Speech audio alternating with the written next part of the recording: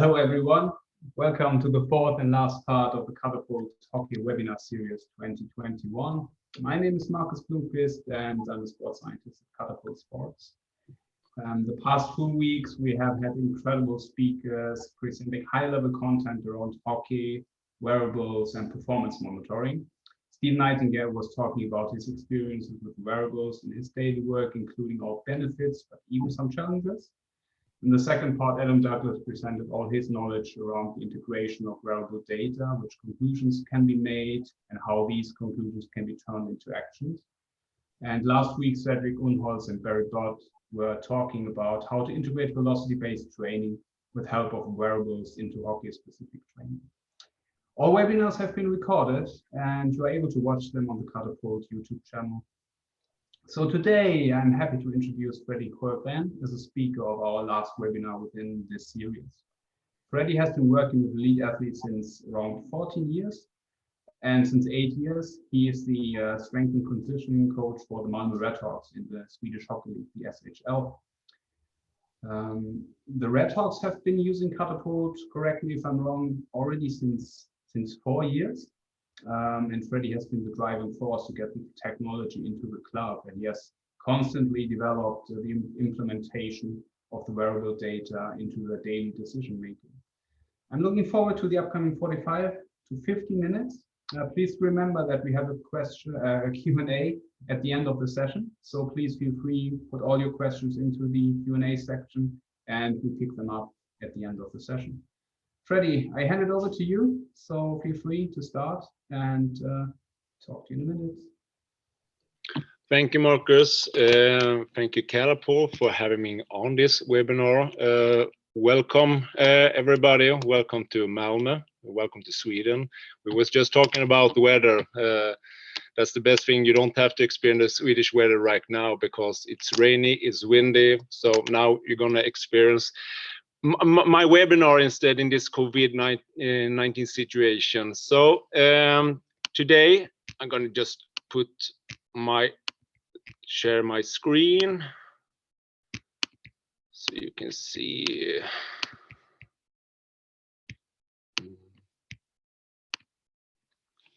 You can see it, Marcus? Just yes, looks perfect. Good. So hello, everyone. As I said, Freddie, strength and conditioning coach for the Malmo Redhawks. I have chosen to call my webinar Catapult, a practical approach in a chaotic environment. A little bit of topic, why I've chosen this. I'm coming into that a little bit later. All these webinars have started a little bit with a question.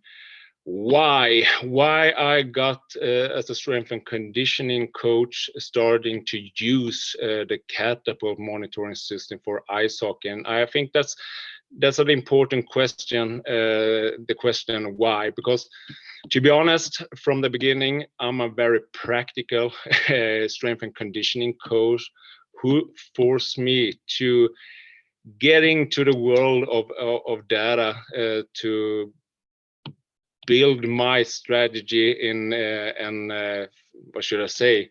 Yeah, my plan to work as a better strength and conditioning in Malmo Redhawks. And why I did it was because 7 or 8 years ago, Marcus said 8. To be honest, I don't know if it's 7 or 8 years now. The years has run by me.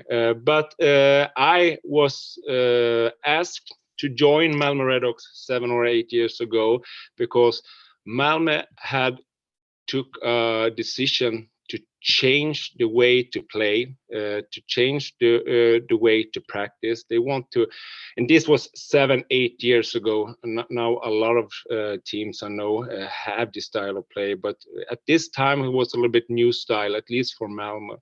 So they wanted to play a more high-intensive hockey. They wanted to have speedier players, stronger player, etc., and so on. So I was asked to join Malmo Redhawks with a mission to change a little bit of the training culture here in Malmo. And as a strength and conditioning coach, you know that During the summer, you should prepare the player for the mission that comes when the season begins. You also know that working in hockey for one reason is that you have this summer camp, you have this summer practice where you, as a strength and conditioning, at least I was alone.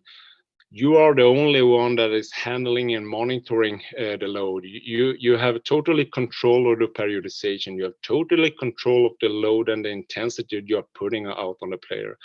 And then suddenly you are coming in to the normal regular season when you should be doing the same thing. You should going and still going to develop your players, but now you have to take into action that now much of the load is coming from the ice. And this was a new challenge for me, to be honest. I knew that it was going to be a challenge, but it was a bigger challenge than I thought it would be, to be honest. So with that in mind, I was doing everything. Of course, I knew that hockey was high intensive game. I know that you were reaching high red zone minutes when it comes to heart rate and so on. And but still, for me, I use this phrase: it's impossible for a man to begin to learn what he thinks he knows. So with that in mind, I did totally from scratch when it comes to this. I was trying to, I was looking on movie. I was interview former players. I would interview the players that was in the club. I was talking to them, how they have been training on the ice before, off the ice, what kind of injury they had. I was reading science and so on, just to scratch myself and to learn the new way that I think I could help Malmo Redhawks. At this moment, I also knew that the season before I came in, they had struggled with a lot of injuries, a lot of overuse injuries. And this is a picture I actually got from I think it was Catapult. It's an old picture, it's 7-8 years ago, but I think still you can see the patterns.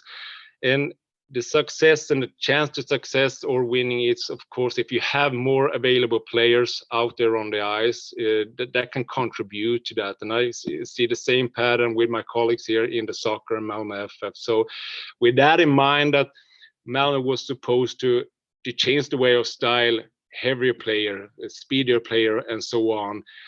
I said to myself, here as a strength and conditioning coach, I have a mission and I have something that I really got to dig deeper into to do my job as best as possible.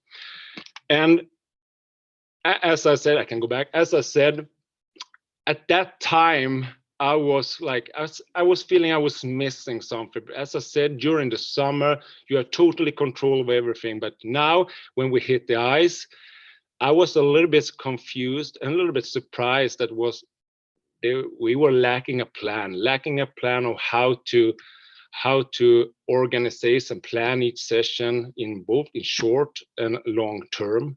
So during my first year, at the same time I was working and tried to do my best, I was searching for something that could fill this gap for me as a strength and conditioning coach to understand what's actually happening on the ice. So I came over a webinar or YouTube clip with it was Cal Dietz and Ben Peterson, I think, talking about monitoring ice hockey and monitoring ice hockey with technology from Catapult. So that was my starting point. So I contacted Catapult and a name called Tom Mockford and said, can't you come and show the coaching staff, show the CEO what this can do for us? And he was actually showing this picture. That's where I got it. So that was the starting point. And it was my third year I came in and could bring this technology into the club. So I have been having this technology, as Marcus said, for 4 years. I had the T6 sensors where we got the data and IMU from. For me, it was important to monitoring everything that happened on the ice. It was important for me to monitoring practice, home games, away games, everything, and that made it possible with this technology. So I had a T6 there for 3 years. I had this year I've been able to upgrade it a little bit self, so I have the Vector, and I also actually got the possibility to put in the local positioning system here in Malmo Arena.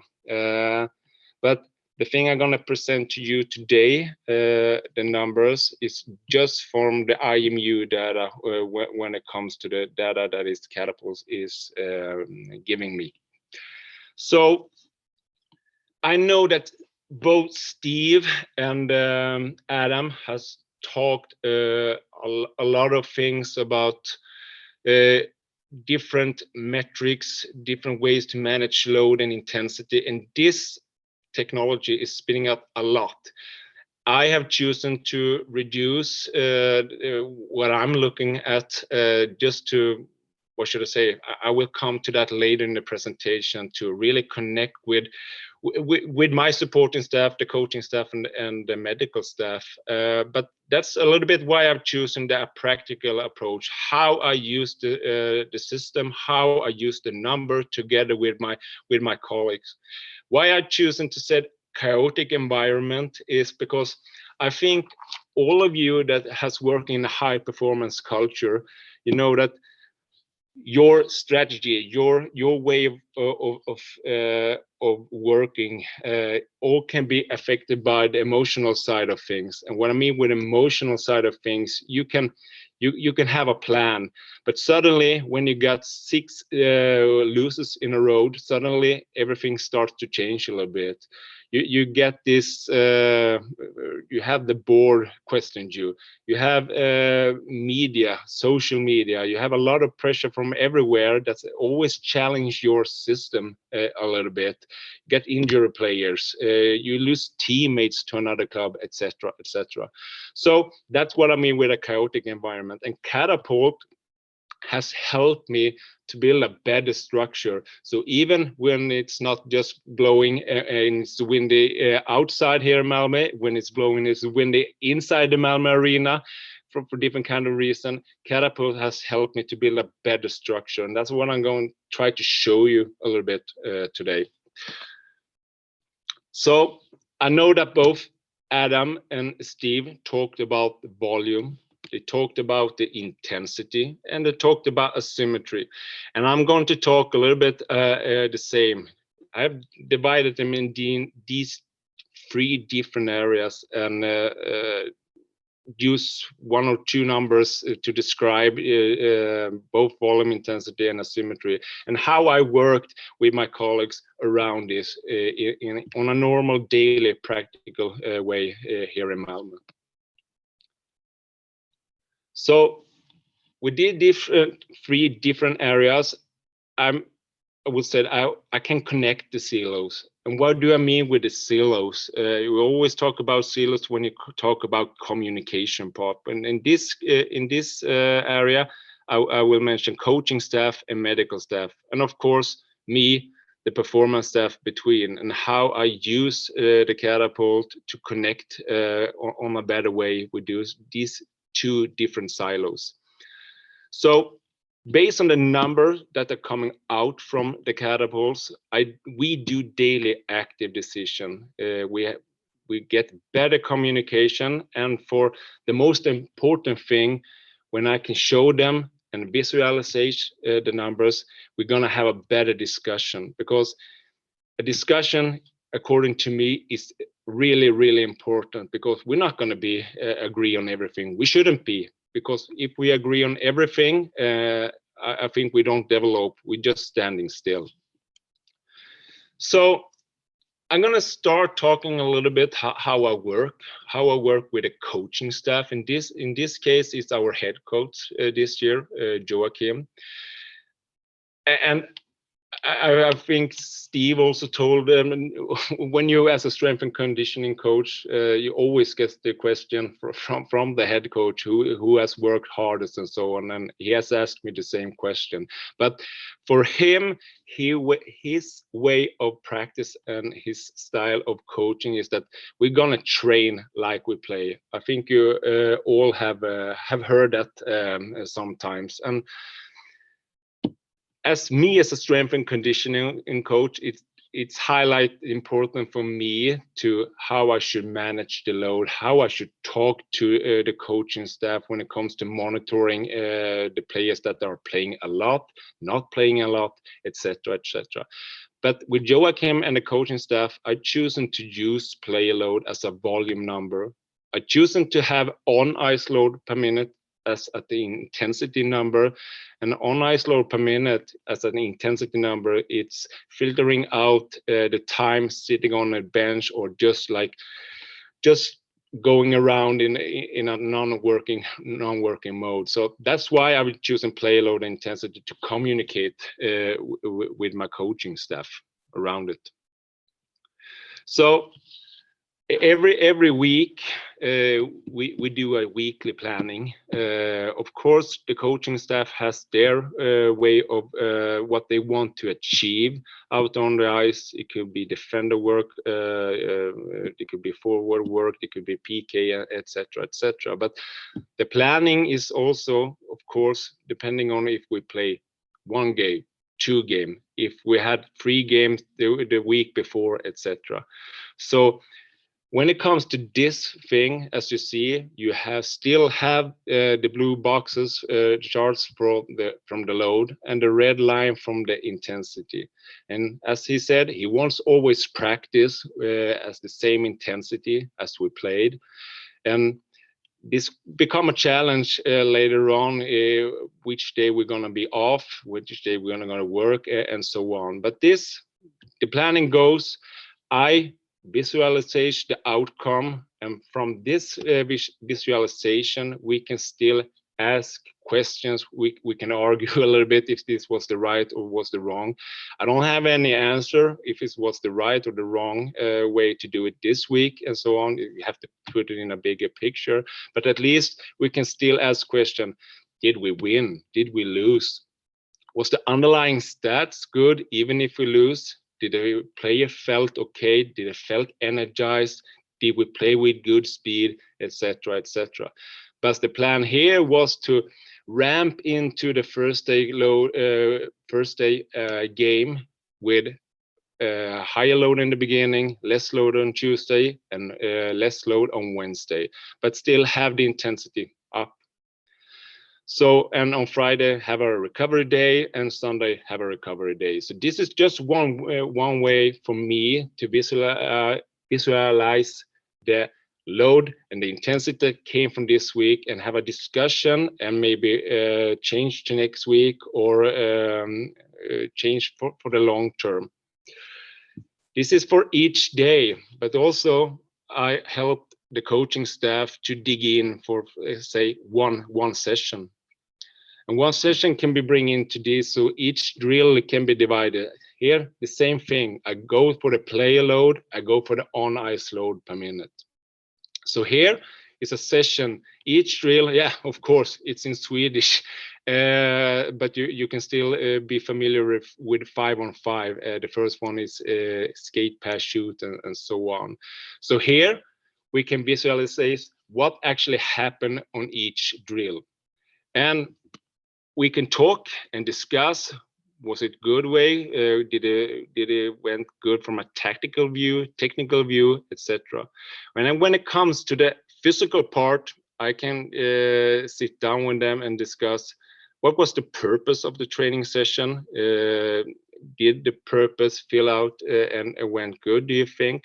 So here, for example, how I can highlight something when I talk to them, you can see that as in the last of the session, we had a really high intensity drill, low volume, high intensity. It was a 6-second full sprint, 4 reps on each player. So here I go back a little bit, talking to my coaching staff. What was the purpose? Was the purpose to just build up a little bit of capacity to be able to sprint lactic sprints in the end of the session? If it was, then it was good. Then you can do it there. But was it just the purpose of doing an activation? For example, activation starting moments and with high rest between every rep, because we were building up that capacity. Then I would say and discuss when, and then you have to put it in the first in the session. And if the drill was that we were going to do it with high quality, what kind of rest do you have between the 4 reps? Do you have enough time to recover to do it again? Or and in the end, if you did put it a drill, how much time do you spend in a rest mode before you hop on to next drill? So this is a little bit the discussion we can have when we have visualized the data and sitting down with the coaches. And in my opinion, suddenly they're starting to have a better understanding for me, because I'm not going in and decide what to do. I'm just like a ball playing to them. They can ask me question and I ask them question. Then maybe if this was the case, maybe we can do better to next time. But suddenly we can talk the same language here, because they are expert in their areas. I'm hopefully a little bit more expert in my areas, but here we can talk the same language in the same terms. So here's another way that I have visualized. This is just for myself. Here I got my defender from one training session, and hope you remember that my head coach said he wanted to train like we play. So therefore, I always try to go for the match average, comparing every session to match average and game demands.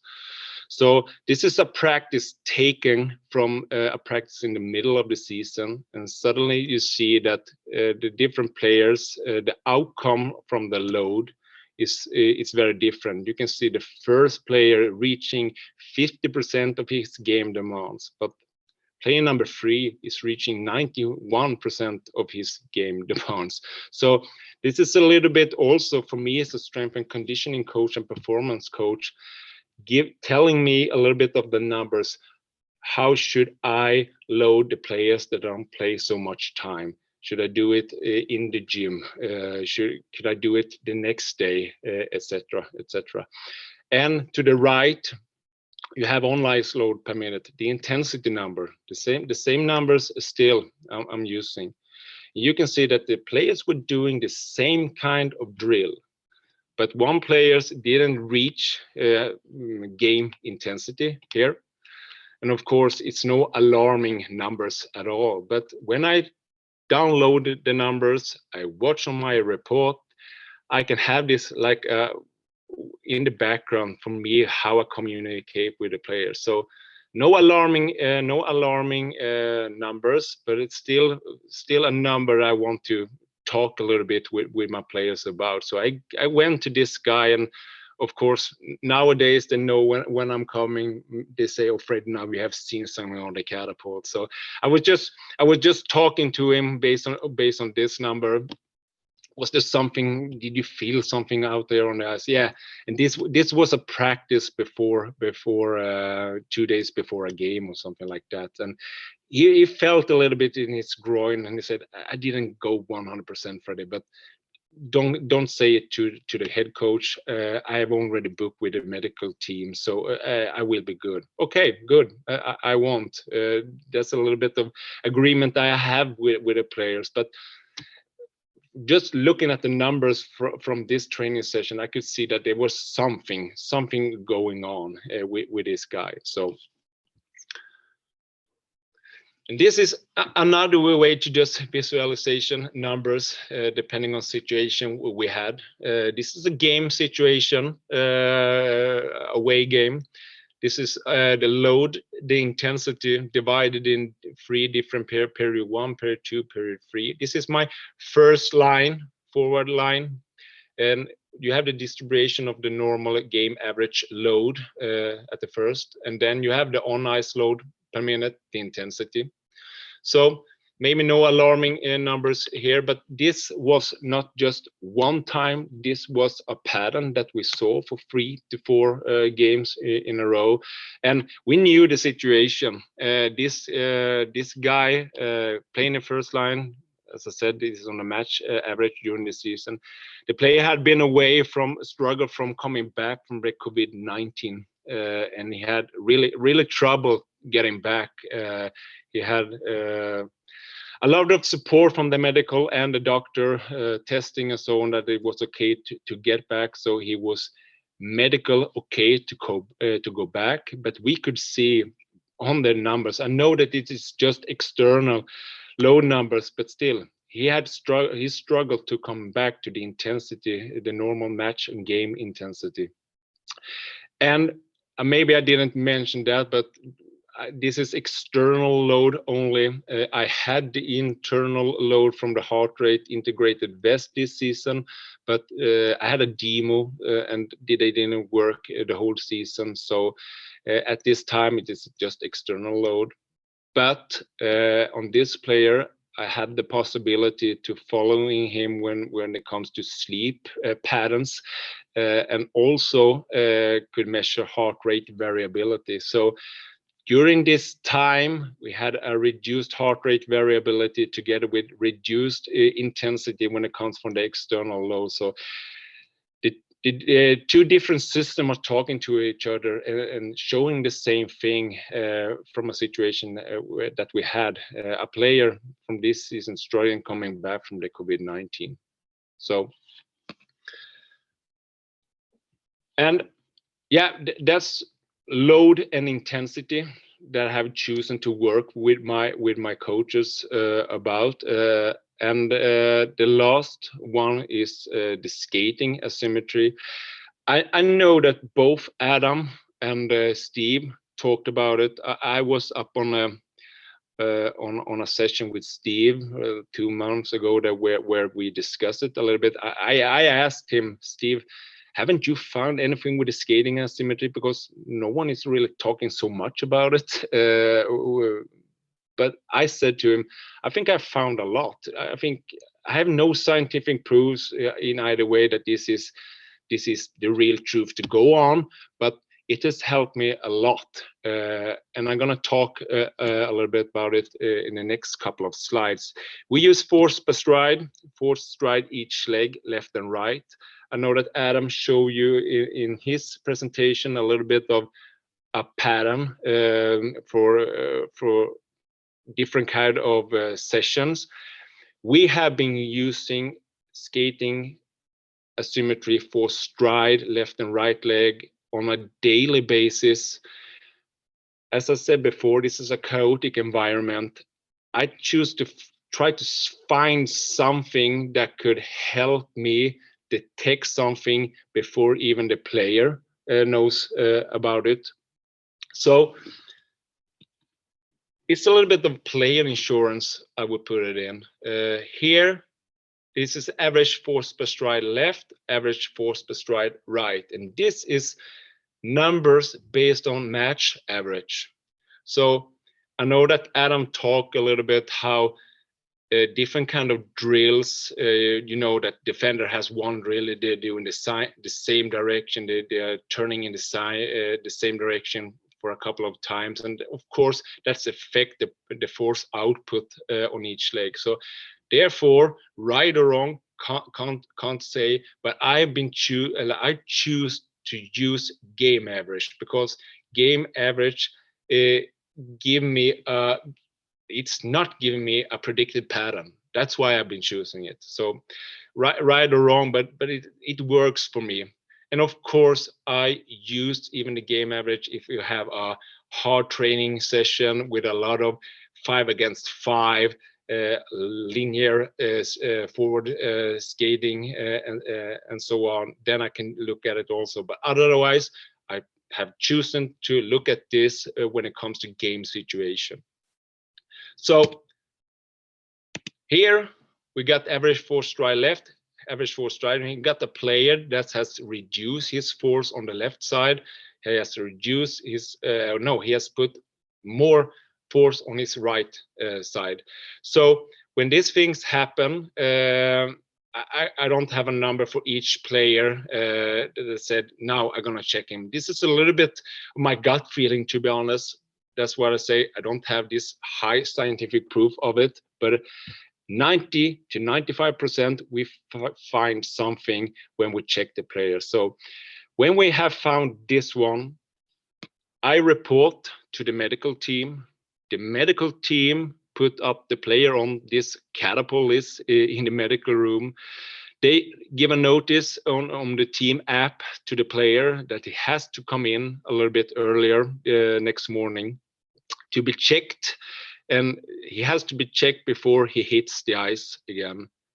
If he has the possibility, I want him to be checked and going through the screening before he hits the weight room. But the most important thing is that we have done this before he hits the ice. So what we will do, hopefully this video will work.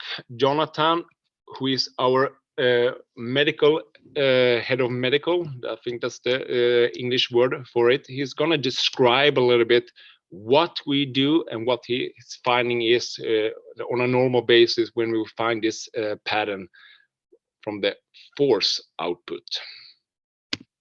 As soon as we get the numbers in with differences from side to side, we go on to do a manual screen and a manual muscle testing of the hip flexors, hip extensors, the abductors, the adductors, the internal, external rotators.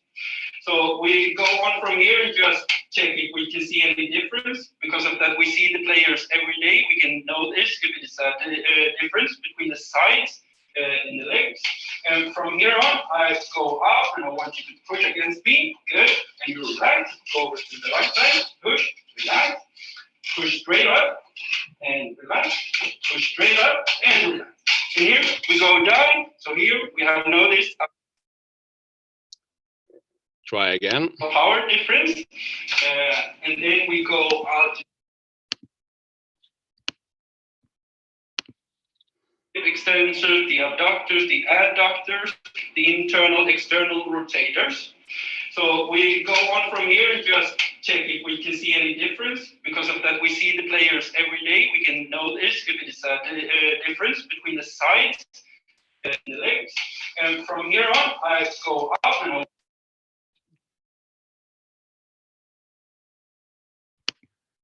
I see that we have a little bit problem with the video. So I'm gonna explain a little bit. As Jonathan mentioned, we do all of this muscle screening.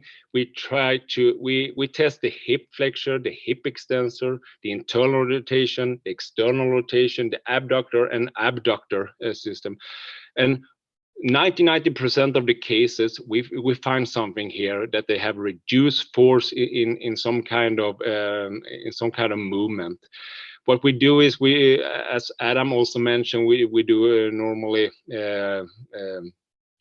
muscle work on them, but also we check self mobilization. We do a spinal mobilization in the chest or in the neck. So we want them to be clear on this screening before they hit the ice the next day. And as I said, 90 to 95% of the cases, we find something here. And reduced force or a little bit reduced force, maybe it's not that big thing to for one day to another, but the load that it is on these guys, they are on the ice every single day, and the load from the skating procedure and so on, I think, in my opinion, that this small stone can get into a bigger stone later if we don't take this on a daily basis. So this is a routine that we have built up, and to be honest, the medical teams love it and the player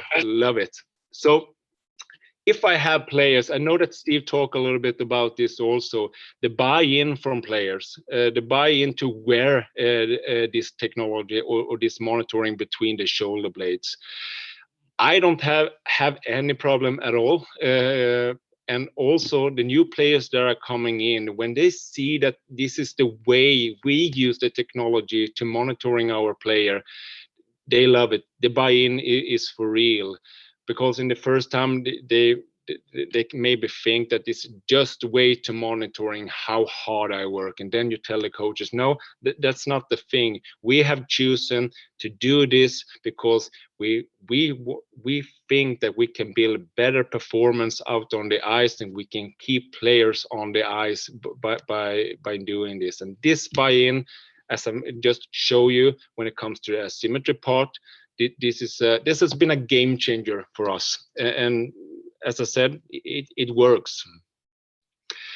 And of course, as I said, in the end, it's about winning. All of the things we do in Malmo Redhawks, even if it's like invest in monitoring or hiring new staff, it's all about to get the winning process. And if you go back to the picture I was showing you a little bit before in the beginning of the webinar, where you have this correlation between having the players on ice, having player on ice a lot of times could raise the chance to get more success and a more winning team.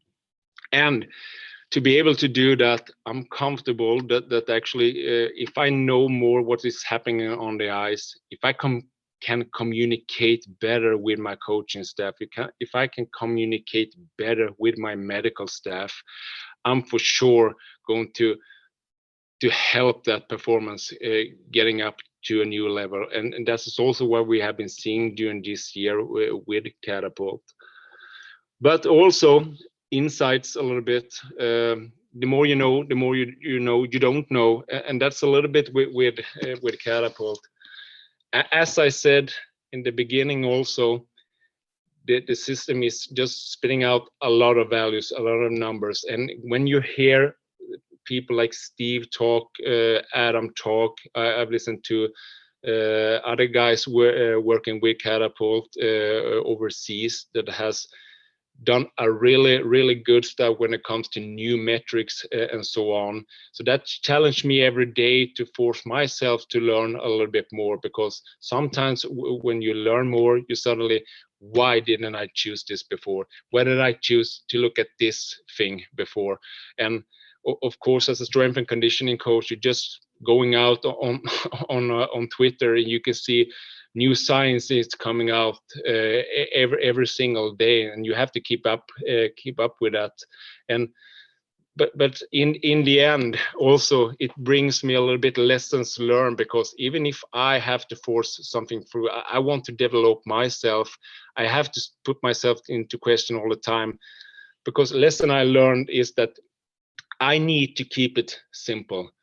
I have to look on the organization that I am working with at the moment. And to be honest, the first 3 years I had a Catapult, we took step by step every year. The third year with the same coaching staff and the same medical staff, I would really say we had something. We needed a little bit with the communication, how we work and so on. But suddenly, that was the time of the year, we changed the whole coaching staff. We changed the medical staff, and according to me, I was just like putting in my work, and this is how we have done it before. I think we can do it again. And as I said before, also, I'm not a data-driven strength and conditioning coach. I'm a practical strength and conditioning coach that has been forced to use a little bit of the new technology that has been on the market. But still, I'm gonna use that, and if I'm gonna have high value to the things that I bring in, I must ask the one I serve for the moment, what is the coaching staff want from me? The new coaching staff was not data driven at all.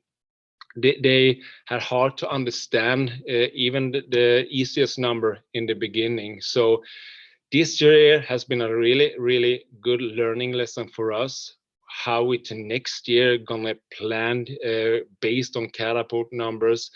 I would say that the medical team has jumped onto it real fast, but we struggled this year, but it was also a big lesson to learn that I has to ask the person I work with, in this case the coaching staff, what they want to see, how much time should I spend in the coaching room, giving them this number and communicate with them and being the supportive staff that I want to be.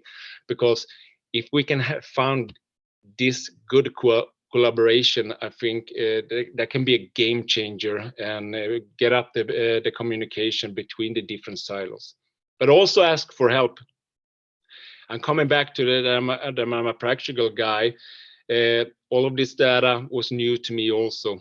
In the beginning, I had a lot of discussion with Bert Peterson because he was the hockey guy in Catapult at this moment. And then I met Adam in Colorado a few years ago, and then he became expert at Catapult, and he has helped me a lot. And I'm always asking about new things, how I can develop myself and the technology that I'm using. I also ask colleagues around. I'm quite alone here in Sweden, a few more in Europe. Otherwise, I have to go over the sea a little bit to ask question to colleagues, because I know also it's different from the Swedish hockey with a bigger rink to the smaller rink overseas. I ask for help from the university here in Malmo, because they have students who can help me with bringing in my data to more higher analyze, doing stuff at the school that I can. So it's a win-win conversation. So ask for help is one lesson I've learned a lot. Don't be afraid. Be afraid to that.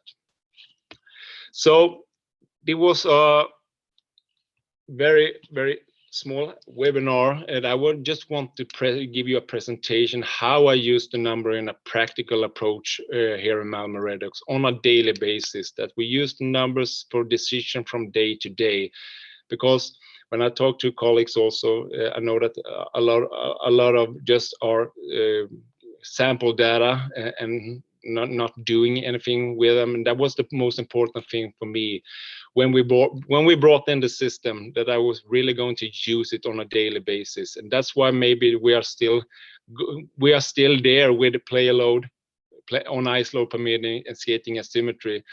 Next year, I'm going to bring in some new stuff that I've learned from both Steve and Adam, and hopefully that will takes well from the coaching staff and the medical part also. But if you want to reach me, I'm not a big fan of Twitter and so on, but you can always contact me on my Malmo Redhawks email. I'm also on LinkedIn if you want to jump in. I'm not sharing so much on social media, but I would love to share it or discuss over a Zoom call or anything else. I always seem to learn new stuff, and if I can bring some knowledge to other colleagues around the world, I would love to do that also. So if you have any questions, I think it's a little bit time for that now, Marcus. Otherwise, I'll leave it to you. Thank you, Freddie, and especially thank you for your presentation. Amazing.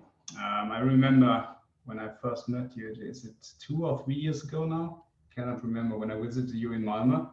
So I was impressed about what you already do in hockey, and especially about how your colleagues seem to be involved in what you're doing with the data. So this was really great to see, and I can just imagine how this developed over the years. And on the other side, I can even feel the challenge bringing in new staff and trying to show them how you work and to make them understand the way you work and the way you see the data and what the benefits are. And of course, again, always the challenges as well.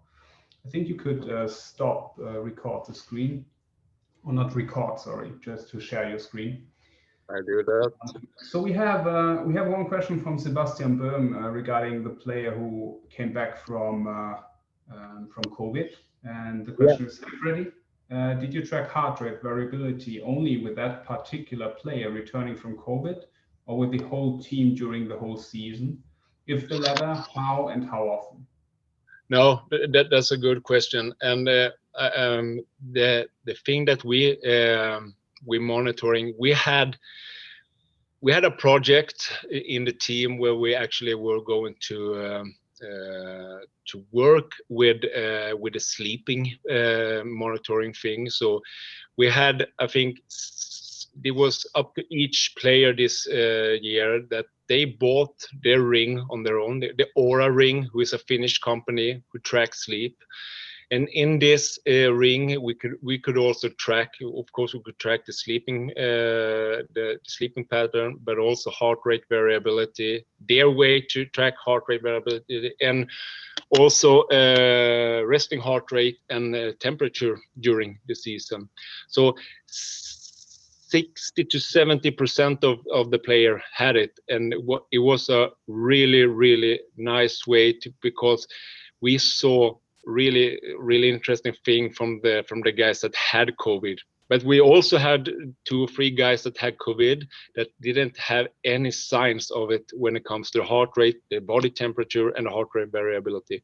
But a lot of the guys had that, and it was reduction in heart rate variability, and their briefing, what should I say, the briefing response that also the ring was measuring went up really high. So we can track that during the COVID-19, yes. Nice. John has a question. Do you synchronize your the tracking data with the heart rate data?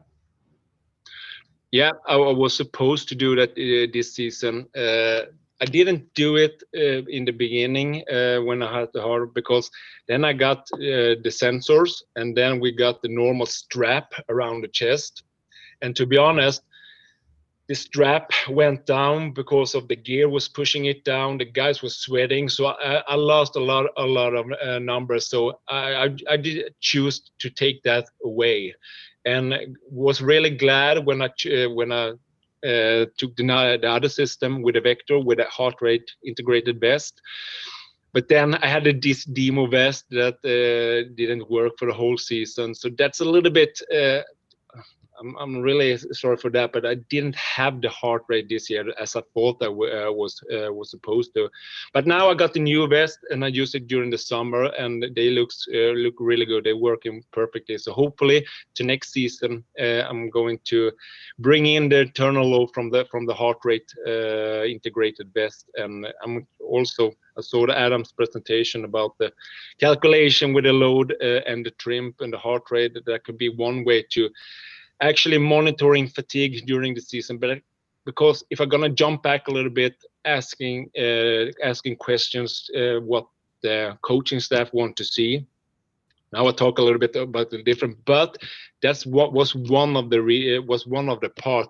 Is it possible for you to maybe detect a little bit of the fatigue when it comes to this, as we talk about, and also be able to see the fitness of the guy without doing every fitness test during the season, because everyone has worked as a strength and conditioning coach doing all this kind of testing during the season. When the load is high up like this, it's hard to find time and space in the schedule to do it. Yeah. See, what is your experience like, especially in Scandinavia, or especially Sweden, maybe as your market, regarding the other teams in the SHL?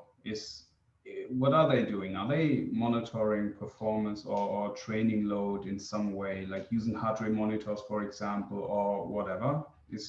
Yeah, I know that a lot of them record heart rate, but they do it during practice, because, as I said, having this strap on for the guys, the buy-in to use it, they don't feel comfortable having them. So I know there are a lot of maybe tracking heart rate, but as I said, in my opinion, I wanted to track the biomechanical stuff, and that's what I'm getting from Catapult.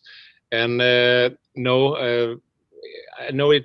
They say to me every time, how could you go on with the CEO and the board to bring in this stuff? And that's a little bit of the thinking in Sweden right now. They see this as a cost. This is something that we pay for every year. But if I go back a little bit, how we work with the skating asymmetry, imagine having one player away for growing issue because we didn't detect this. The cost for bringing that player away could be a lot more expensive than investing in this. But I just think that's the normal way to see on this kind of thing right now in Sweden. Hopefully it will get better. I know that in Europe and Switzerland and Germany, they have taken a new step. I've talked to a lot of colleagues and sports manager there who want to bring in this kind of equipment. Yeah, nice. Brett has a question. First of all, thank you for the presentation. And he is asking, or he's writing, you mentioned some of the chaotic process that you deal with. Do the athletes wear the system in games? And plus, what is the communication that happens when players go away for national team camps or tournaments? Yeah, that's a really good question. I use it during every game. Yes, I do. That's the normal gear. I had in our team there are Danish players, Danish national players and Swedish national players. So I try to bring the sensor with them to monitoring their games. But at that time, I had the T6 sensor, and I had the heart to charge them for every session. That they were putting them in after every session. But when they are on a national team, they are practice a lot, they are playing a lot. So the battery life and the amount of data that I could record was a little bit limited. So, but I recorded a few games just to see the difference between load and intensity, so I could bring in that value into my system afterward and do what should I say?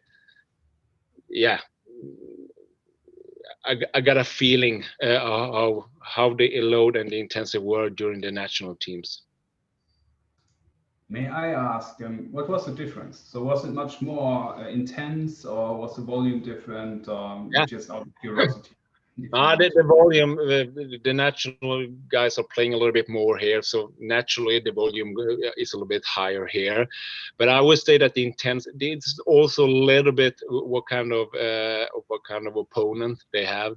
This time I think they were playing against Russia, and no offense, they were playing against Norway, so the intensity was higher against Russia than Norway. But when they met Russia, the intensity was higher than it was in the SHL. Yeah. Okay, interesting. Regarding when you collect your after training session, or let's have a look at a normal week for you, working week. Is there any a scheduled event for you and your coaching staff where you go through the numbers, or is it more in terms when you see that something is looking not how you want it to look like, that you call them for a meeting, or you just go there and tell them, or is it something you really plan week for week? On Monday morning we have a meeting or something similar? That's also a really good question. This year, as I mentioned in the lessons learned, this year I went into the head coach and talked about it. This is the thing that we have changed. We have changed it already during the summer practice. So now every Friday, we go through everything. We have a planning planning session, how we work, how we plan the session from Monday to Friday. And on Friday we go through, did it became as we thought it would be? Do we have to change anything? Has to become any? Of course, you do this in a small way every day if it comes of injury and so on. But we have a bigger session, and now it's digital. But we have a bigger session on Friday where we go through the week and go and plan the next week. If we have to change anything from the long-term planning. But yeah, we will for this season. That is something that we analyzed this year, that we have to become much better when it comes to integrate the planning and the data from the Catapult sensors. Great. No open questions at the moment, but one from my side, which, again, out of curiosity, what do you think are the next steps within data analysis in hockey? And this doesn't necessarily need to be load management or analysis of data which comes from wearables, but in general, what do you see? What is your impression? Where is hockey heading at the moment? Well, good question there also. I know that we are talking a lot about like the underlying stats for each player, for the defender, for the forwards, and so on. In SHL we have a system, and I think they have it in Europe and in the National Hockey League also. When it comes to artificial intelligence that can see what is actually going out there on the ice all the time. So the players are monitoring every time right now. Even if it comes to this physical part, but also of the stats. I think later maybe you have a more combined holistic view of it. Maybe you have a sensor in the puck to also, or should I say, bring in that kind of knowledge into the stats, into the physical part. And maybe also I think, and I know that there are companies that doing this now, that you get all of these values from your monitoring thing. You get it from the heart rate, you get it from the heart rate variability, from the sleeping. Everything goes into a computer and spit out what is the recommendation for this player today. But I think in the future a combination of that data-driven area together with a holistic eyes to eyes, human to human, because data cannot replace human in that kind of way. Sometimes you need to talk to your players. You need to ask them how you feel. You can't just watch the data coming from the monitoring. I think later on maybe we're going to have a profiling going up right now when it comes to technology and data stuff, but I think that will comes closer to the holistic view when you actually combine an expert working data combined with human resources. That's a little bit I think it will head in the future. Great, thanks. I think that was a nice finish. I hope so. If there are no other questions, as it looks at the moment, I would like to thank you, Freddie, for a great presentation. Yes. Nice to have you on board. Nice to have you presenting on this webinar. Everyone left on. Yeah, thank you. Everyone left on the webinar. Thank you for attending. Again, every webinar was recorded, so you can watch it on our Catapult YouTube channel. So yeah, Freddie, thank you so much. I wish you all a good day, good evening, good afternoon, wherever you are, and hope to see you on the next webinars. Thank you, Freddie. And yeah, bye-bye. Thank you. Bye-bye.